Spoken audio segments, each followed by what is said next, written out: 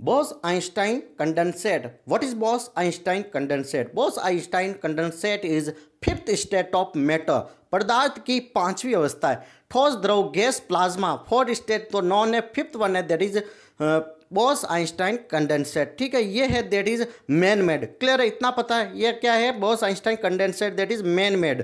Clear है, इसकी definition देखो, Bose Einstein condensate is a state of matter that occur when a large number of atom or particle are cooled to near absolute zero temperature। Absolute zero पर किसी भी matter को हम cool down करते हैं। कूल्ड कहाँ, टेम्परेचर क्या है? That is absolute zero. अब एब्सोल्यूट जीरो क्या होता है? एब्सोल्यूट जीरो होता है that is at zero kelvin, या फिर हम कह सकते हैं 273.15 डिग्री सेल्सियस। जीरो केल्विन पर लाकर हम किसी मैटर को कूल डाउन करते हैं।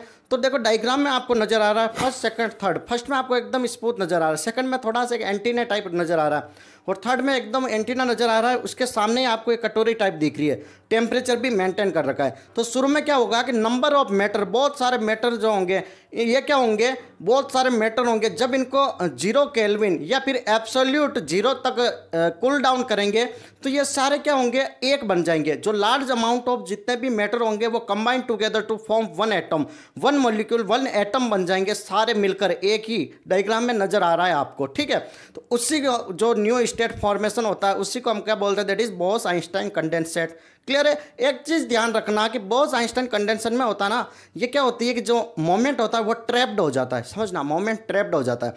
फॉर एग्जाम्पल, आप स्पीड ऑफ लाइट कितनी मानते हो? 3 × 10⁸ मीटर पर सेकंड। लेकिन अगर हम इसको बोस-आइंस्टाइन कंडेंसेट का जो मिक्सचर है उससे अगर पास कराएंगे, बोस-आइंस्टाइन BC स्टेट वाले जो फिफ्थ स्टेट है इससे पास करवाएंगे तो इसकी स्पीड कई गुना कम हो जाएगी। समझ लो, कहाँ 3 × 10⁸ मीटर पर सेकंड, ये लगभग 20 से 25 मीटर पर सेकंड हो जाएगी। इतनी इसकी वेलोसिटी, स्पीड कम हो जाएगी, मतलब इसका मोशन कम हो जाएगा, मोमेंट इसका कम हो जाएगा। तो लमसम हम मान सकते हैं कि ब्लैक होल में भी चीज़ें नज़र नहीं आती है। तो एक तरीके से मान सकते हैं कि शायद बोस-आइंस्टाइन कंडेंसेट की state of that is black whole.